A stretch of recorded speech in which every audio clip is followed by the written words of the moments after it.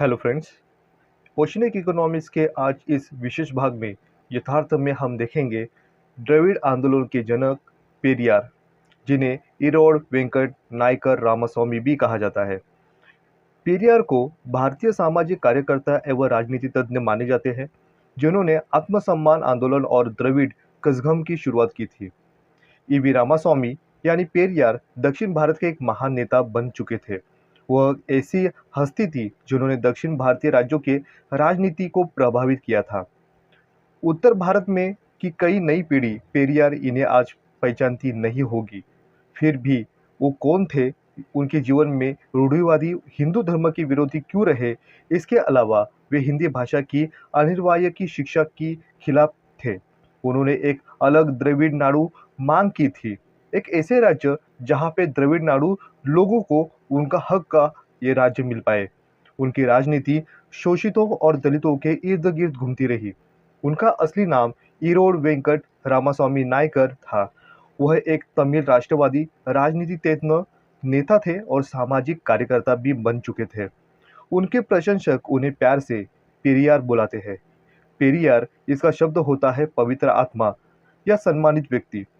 ऐसे व्यक्ति जो पेरियार के आत्मसम्मान आंदोलन यानी द्रविड़ आंदोलन की शुरुआत उन्होंने की।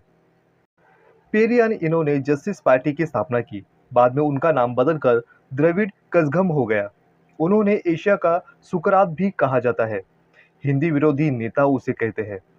उनके विचार क्रांतिकारी एवं तर्कसंगत थे। उनका जन्म एक धार्मिक हिंदू परिवार में हुआ था, लेकिन उन्होंने जीवन भर ब्राह्मणवाद का विरोध किया। उन्होंने ब्राह्मण ग्रंथों का उत्सव मनाया, साथ ही रावण को अपना नायक माना। रामास्वामी पेरियार का जन्म ये 17 सितंबर 1879 को ईरोड के तमिलनाडु में हुआ था। उनके पिता वेंकटा नायडू एक समृद्ध व्यवसायी थे। पेरियार के घर में निरंतर भजन प्रवचन का कार्यक्रम चलता रहता था। हालांकि वे बचपन से ही इन प्रवचनों के प्रामाणिकता और ईमानदारी के सवाल उठाया करते थे। उन्होंने हिंदू का महाकाव्य और पुराणों में विरोधाभासी का उपहास भी किया। वे बाल विवाह, देवदासी प्रथा आदि के विरोधी रहे। साथ ही उन्होंने हमेशा महिलाओं और दलितों के शोषण का विरोध भी किया। उन्होंने हिंदू जाति व्यवस्था का बहिष्कार किया। उन्होंने हिंदू धर्मग्रंथों को जला भी दिया। दक्षिण भारत के दलित आंदोलन को दिशा देने वाले पेरियार ईवी रामास्वामी नायकर यह केंद्रित बनते हैं। दलित और स्त्री मुक्ति के लिए पेरियार ने उनके कार्य तथा उनके चिंतन विचार को महत्वपूर्ण अभियान के रूप में आगे आते हुए दिखाई देते हैं।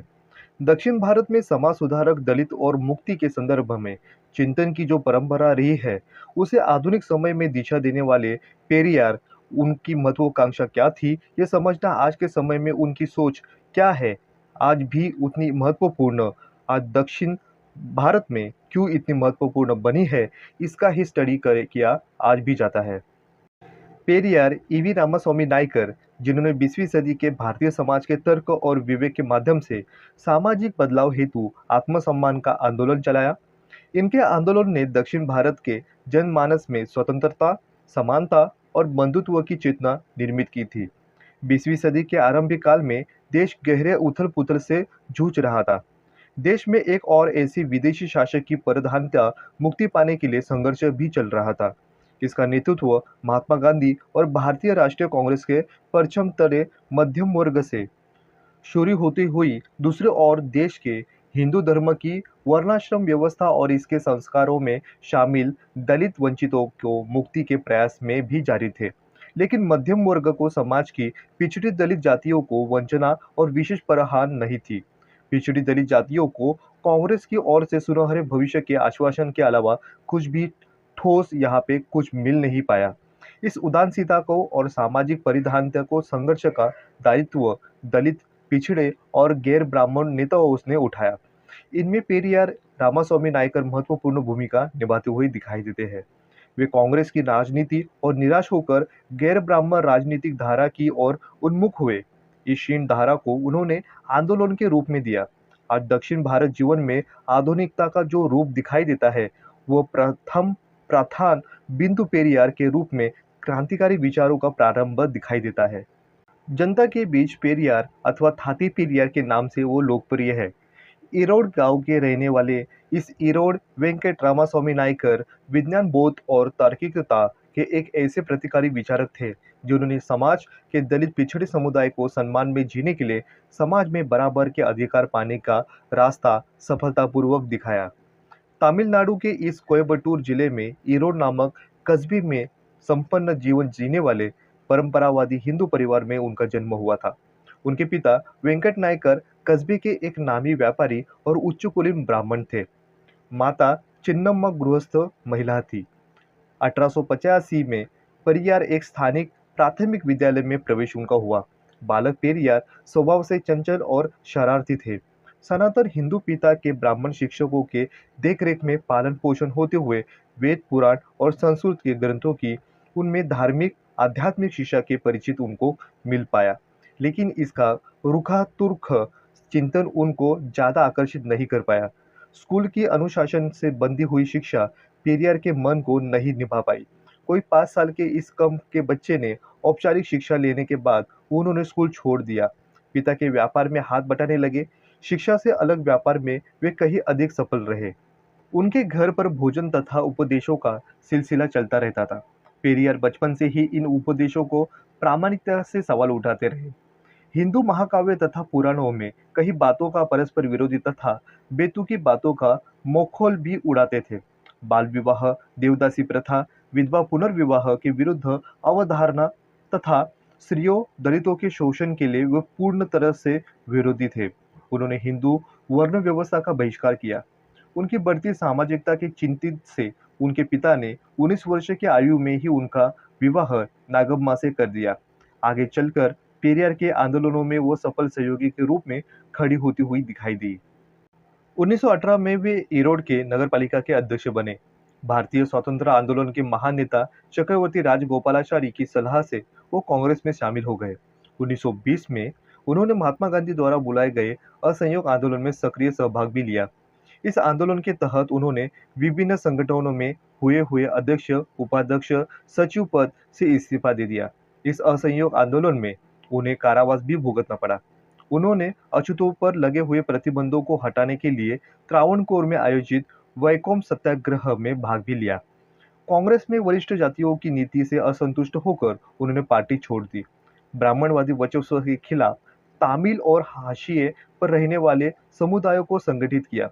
उन्होंने दलित समुदाय के अधिकारों की रक्षा के लिए 1925 में स्वाभिमान आंदोलन शुरू कर दिया। अंतरजातीय विवाह और विधवा पुनर्विवाह की वकालत की। उन्होंने देवदासी प्रथा को खत्म करने के लिए बिल को भी समर्थन दे दिए। 1931 में उन्होंने रूस, जर्मनी, इंग्लैंड, फ्रांस और स्पेन में दौरा किया। 1933 में उन्होंने लोगों को ब्रिटिश शासन के खिलाफ विद्रोह करने का आग्रह कर दिए। इसके बावजूद उन्हें जेल भी जाना पड़ा।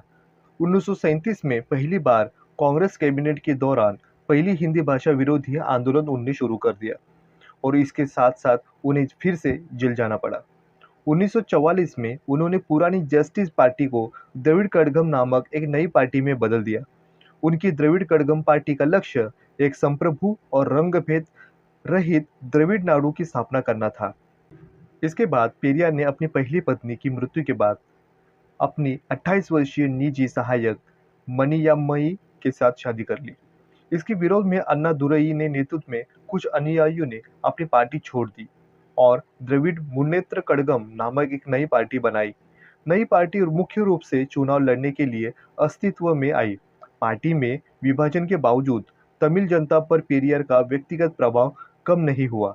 1971 में उन्होंने अंधविश्वास उन्मूलन पर एक सम्मेलन आयोजित किया और सरकार से धर्म, जाति और भाषा के आधार पर सभी प्रकार के भेदभाव को खत्म करने का आह्वान कर दिए और हिंदी भाषा का भी विरोध उन्होंने किया।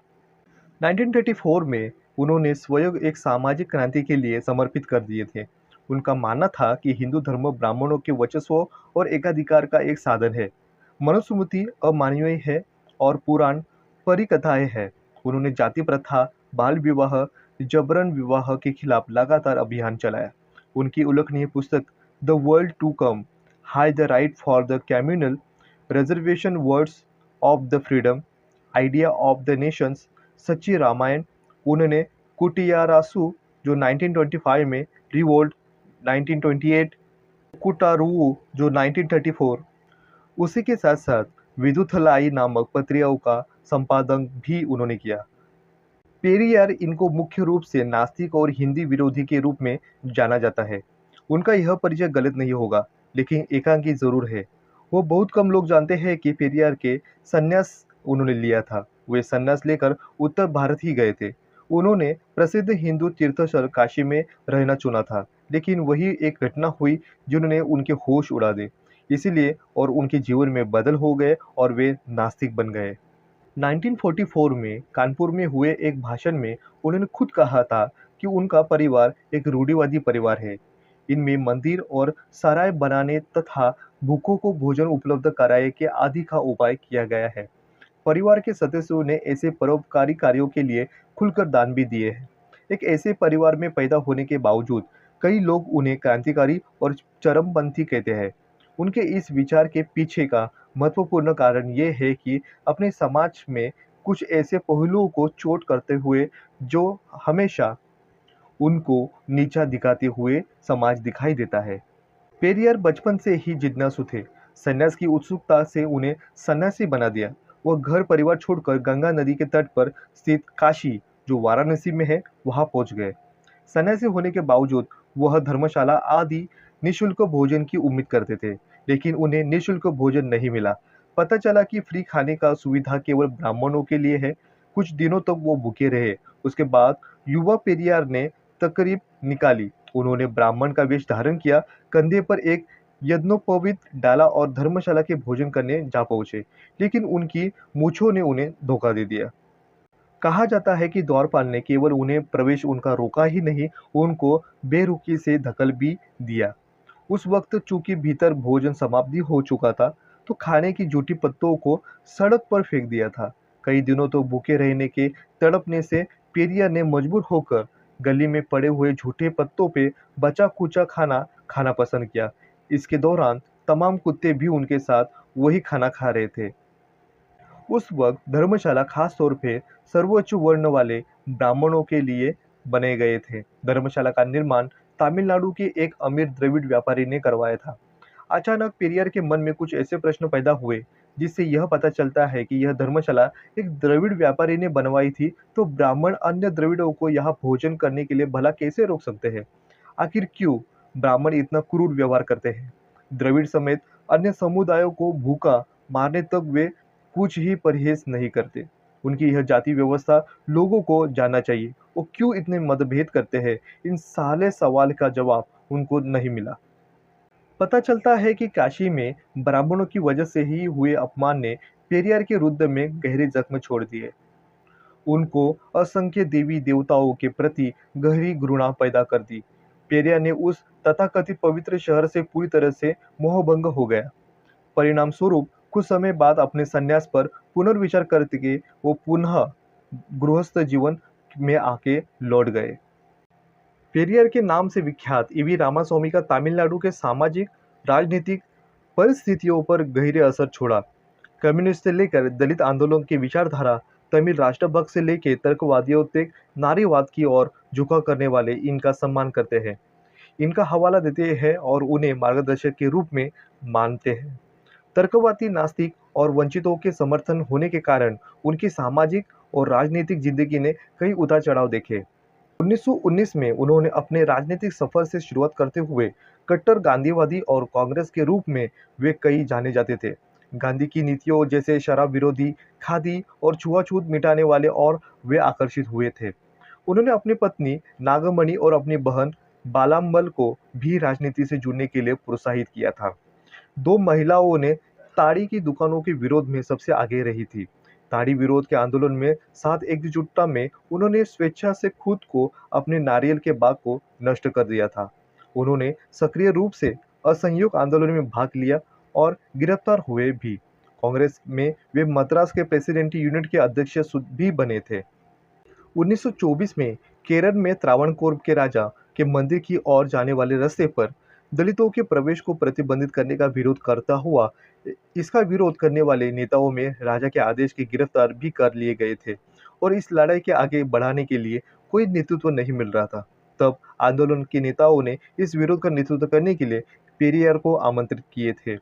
इस विरोध के प्रदर्शन का नेतृत्व करने के लिए पेरियार ने मद्रास राज्य कांग्रेस अध्यक्ष पद से इस्तीफा दिया। वे गांधी के आदर्श आदेश का उल्लंघन करते हुए केरल चले गए।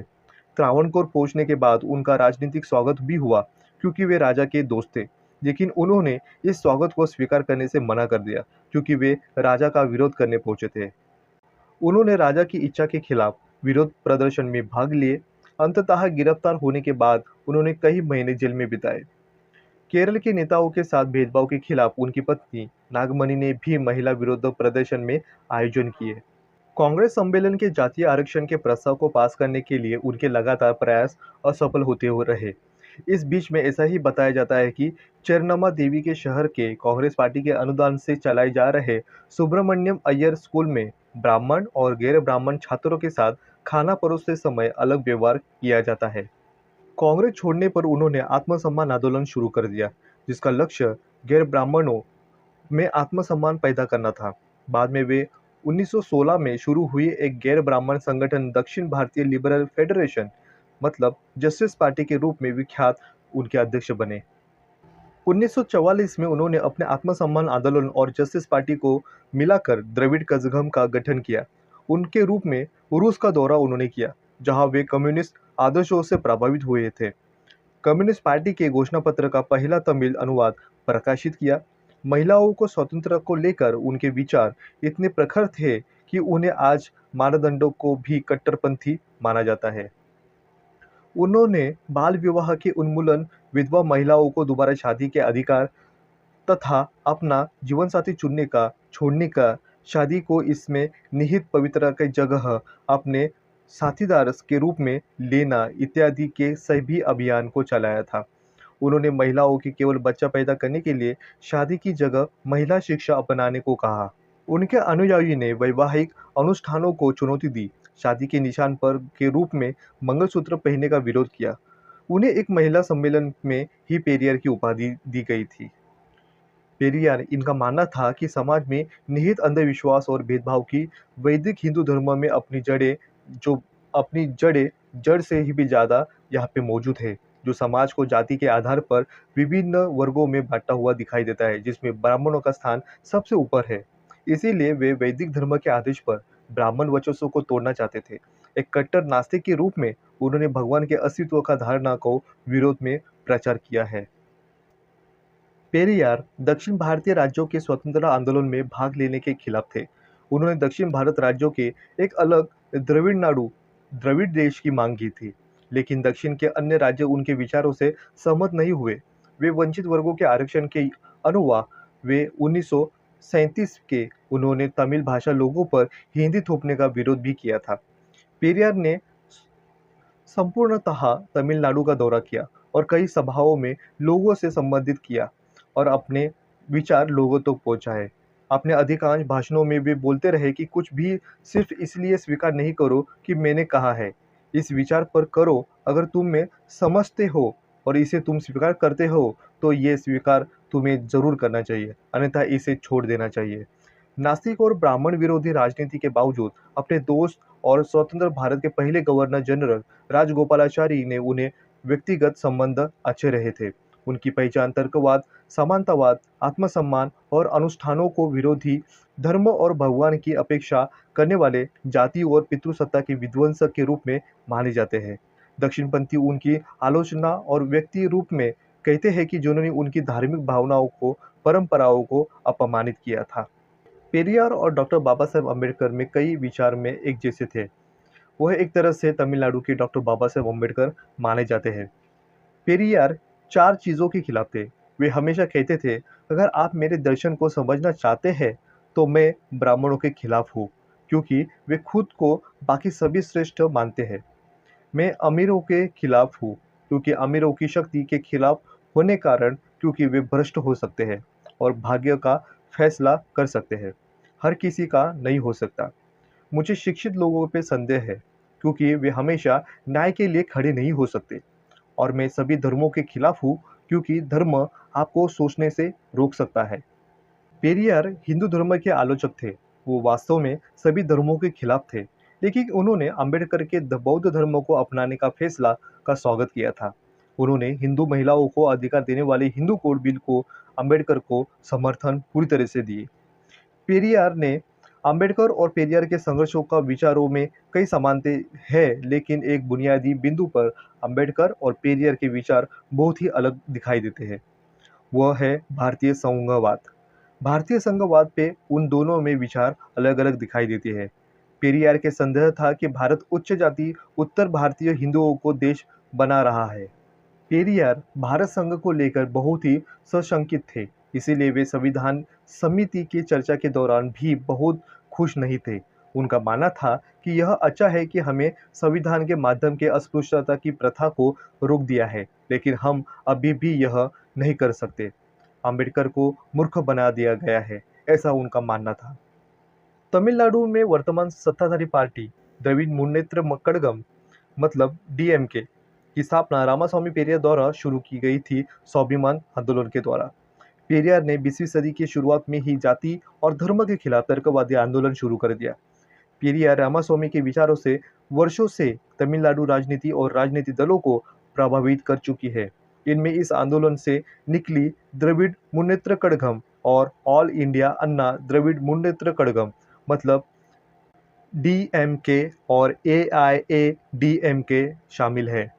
पेरियार रामास्वामी ने 1925 में जाति व्यवस्था और धर्म के गलत परंपराओं के खिलाफ स्वाभिमानी आंदोलन शुरू कर दिया। उन्होंने जाति लिंग के आधार पर असमानता के खिलाफ सामाजिक सुधारों की गुंजाइश दी। उन्होंने हिंदी भाषा के थोपने के प्रयासों को विफल करते हुए तमिल राष्ट्र की विशिष्ट सांस्कृतिक पहचान पर जोर दिए। 1938 में जस्टिस पार्टी और स्वाभिमान आंदोलन का विलय हो गया, मतलब जिसमें पेरियार सदस्य थे और जो आंदोलनकारी थे, इन दोनों में गठन हो गया। 1944 में इस संगठन का नाम द्रविड़ कड़गम रखा गया। द्रविड़ कड़गम पार्टी के लोग ब्राह्मण थे, कांग्रेस और आर्य विरोधी थे। संगठन के गठन के बाद एक स्वतंत्र द्रविड़ राष्ट्र द्रविड़ नाडु की अवधारणा प्रस्तुत की गई थी। हालांकि इस मांग को अलोकप्रियता के कारण द्रविड़ नाडु का मुद्दा धीरे धीरे कम हो गया। भारत को आज़ादी मिलने के बाद पेरियार ने चुनाव लड़ने से इनकार कर दिया। 1949 में पेरियार ने करीबी माने जाने वाले सीएन अन्नादुराई और वैचारिक मतभेद के कारण उन्होंने पेरियार का साथ छोड़ दिया। अन्नादुराई के नेतृत्व वाली द्रुमुक ने चुनावी राजनीति के उतरने की घोषणा की। सामाजिक लोकतंत्र और तमिल संस्कृति का राष्ट्रवाद पार्टी की राजनीतिक नींव रखी। 1969 में डीएमके के प्रमुख अन्नादुराई का निधन हो गया और उसके बाद डीएमके पार्टी का कमान संभालने के लिए करुणानिधि के पास आए। लेकिन 1972 में करुणानिधि और तत्कालीन लोकप्रिय अभिनेता राजनेता एमजे रामचंद्रन उर्फ एमजीआर के बीच विवाद पैदा हो गया, जिसके चलते हुए रामचंद्रन ने डीएमके छोड़ दी और अपनी पार्टी एआईएडीएमके ये स्थापित कर दिए। रामचंद्रन सहित पार्टी के कुछ नेता बाहर भी चले गए और उनके प्रशंसाओं ने पार्टी को अपना समर्थन दे दिए। एमजीआर 1977 में तमिलनाडु में सत्ता में आए और 1987 में अपनी मृत्यु तक सत्ता तक बने रहे। सत्ता में आने के बाद एमजीआर ने ब्राह्मणवाद और तर्कवाद की ज़्यादातर से कम होने वाली पार्टी में विचारधारा को बदल दिया और अपना ध्यान कल्याणकारी योजना पे केंद्रित कर दिए। पेरियार ने स्वयं को सत्ता की राजनीति से दूर रखा। वे जीवन भर दलितों और महिलाओं के उद्धार के लिए काम करते रहे। 1937 में राजगोपालाचारी मद्रास के प्रेसिडेंसी में मुख्यमंत्री बने। उस समय उन्होंने स्कूल में हिंदी भाषा को अनिवार्य कर दिया। तो पेरियार के हिंदी विरोधी आंदोलन के नेता बनकर उभरे हुए दिखाई देते हैं। उन्होंने हिंसक विरोध में प्रदर्शन को बढ़ावा दिया। 1938 में उन्हें गिरफ्तार भी किया गया। उसी वर्ष में पेरियार ने हिंदी के विरोध में तमिलनाडु तमिलों के लिए घोषणा दी। यदि हिंदी भाषा लाई गई तो तमिल संस्कृति नष्ट हो जाएगी। उनका मानना था कि तमिल नागरिक उत्तर भारतीयों के अधीन रहेंगे। पेरियार रामास्वामी आधुनिक भारत के एक महान सामाजिक, सांस्कृतिक, धार्मिक और वैचारिक क्रांतिकारी थे। वे तथागत बुद्ध, कबीर, ज्योतिबा फुले, शाहू छत्रपति और डॉक्टर बाबा साहब अम्बेडकर की परंपरा के साथ यह भी उनके जोड़ में उनका नाम शामिल करना यह गलत नहीं होगा। इन महापुरुषों के सामाजिक, धार्मिक और सांस्कृतिक वैचारिक क्रांतिकारी का अपना अपना कार्यक्षेत्र अलग अलग था, अपनी अपनी सोच अलग थी, लेकिन सभी का उद्देश्य यही था कि भारत में सामाजिक न्याय और सामाजिक समानता ये स्थापित करना, समानतावादी बुद्धिवादी समाज का निर्माण करना। संसार में सभी लोग पेरियार रामास्वामी का एक नास्तिक के रूप में, एक बुद्धिवादी रूप में जानते हैं। लेकिन पेरियार रामास्वामी ये केवल बुद्धिवादी और नास्तिक ही नहीं थे, बल्कि वे सामाजिक समानता और सामाजिक न्याय के जबरदस्त हिमायती भी थे। उनका नास्तिकवादी और बुद्धिवादी का ऐसा वर्ण किया जाता है या जाति का धार्मिक आस्थाओं के खिलाफ नहीं था। वे वास्तव में पुरोहितवाद, धर्मांतरवाद, धार्मिक पाखंड के खिलाफ थे। उनकी यह मान्यता थी कि भारत का पतन पुरोहितवाद के कारण ही हुआ है। पेरियार रामास्वामी का जीवन एक विद्रोही, एक सामाजिक क्रांतिकारी का जीवन रहा है। उन्होंने देश के विदेश यात्राएं भी की। पेरियार का एक बुद्धिवादी भी विचारमंद था। सामाजिक समानतावादी भी इसलिए माने जाते हैं कि उनका बुद्ध धर्म के प्रति भी एक लगाव था। उन्होंने 23 जनवरी 1954 को अपने जन्म नगर इरोड में एक बौद्ध सम्मेलन का आयोजन किया था। उसी प्रकार के 1954 में ही बर्मा में आयोजित विश्व बौद्ध सम्मेलन में सम्मिलित होने के लिए बाबा साहब अम्बेडकर के साथ सहपत्नीक रंगून गए थे। मतलब उनको बौद्ध धर्म के प्रति जबरदस्त आकर्षण था। पेरियार के साहित्य में पढ़ने के बाद ऐसा लगता है कि उनका नास्तिकवाद और बुद्धिवाद बौद्ध धर्म के विरोध में नहीं था। पेरियार का जीवन में सामाजिक चिंतन का आज भी प्रेरणादायी उनका जीवन दिखाई देता है। 1924 से लेकर 1973 तक देश के सामाजिक और सामाजिक जीवन से जुड़े रहे। उन्होंने सामाजिक सवालों पे कई ऐसे आंदोलन भी किए, जेल भी गए। उन्होंने देश और समाज के समान सामने समस्याएं भी रखी। इनमें से कई विषयों पर स्पष्ट रूप से अपने विचार लेखो जोखा के माध्यम से, किताबों के माध्यम से व्यक्त भी किए गए। पेरियार की कर्मभूमि विशेष तौर पर दक्षिण भारत और मद्रास प्रांत में रही, लेकिन उत्तर भारत के सामाजिक परिवर्तन के आंदोलनों पर भी उनके सामाजिक तथा सांस्कृतिक, नास्तिकवादी और बुद्धिवादी विचारों का प्रभाव निश्चित रूप से दिखाई देता है। पेरियार रामास्वामी अपने संपूर्ण जीवन में एक विवादित व्यक्ति रहे हैं। उनकी उस प्रकार उनका साहित्य भी विवादित रहा है। उनके द्वारा लिखित रामायण पर लिखी हुई किताब बड़ी ही विवादित समस्या को उभारती हुई दिखाई देती है। भारत के इस विवादित विद्रोही व्यक्तित्व 1973 को अपने 94 साल की आयु में अंतिम सांस उन्होंने ली। उन्होंने आधुनिक भारत के सामाजिक इतिहास के पन्नों में एक नया इतिहास जोड़ दिया।